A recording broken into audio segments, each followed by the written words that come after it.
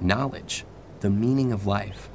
Big topics you might tackle figuratively, explaining existence as a journey down a road or across an ocean, a climb, a war, a book, a thread, a game, a window of opportunity, or an all too short-lived flicker of flame.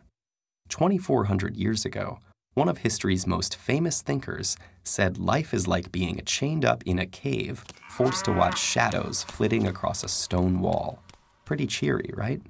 That's actually what Plato suggested in his Allegory of the Cave, found in Book 7 of the Republic, in which the Greek philosopher envisioned the ideal society by examining concepts like justice, truth, and beauty. In the allegory, a group of prisoners have been confined in a cavern since birth with no knowledge of the outside world. They are chained facing a wall, unable to turn their heads, while a fire behind them gives off a faint light. Occasionally, people pass by the fire carrying figures of animals and other objects that cast shadows on the wall. The prisoners name and classify these illusions, believing they're perceiving actual entities. Suddenly, one prisoner is freed and brought outside for the first time.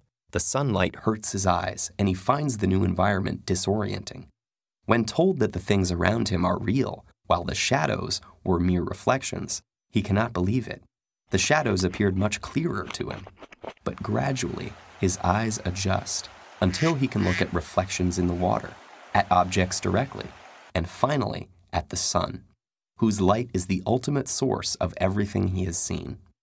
The prisoner returns to the cave to share his discovery, but he is no longer used to the darkness and has a hard time seeing the shadows on the wall.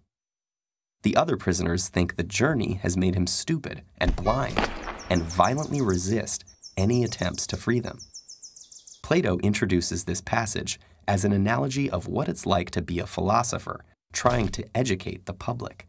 Most people are not just comfortable in their ignorance, but hostile to anyone who points it out. In fact, the real-life Socrates was sentenced to death by the Athenian government for disrupting the social order, and his student Plato spends much of the Republic disparaging Athenian democracy, while promoting rule by philosopher kings.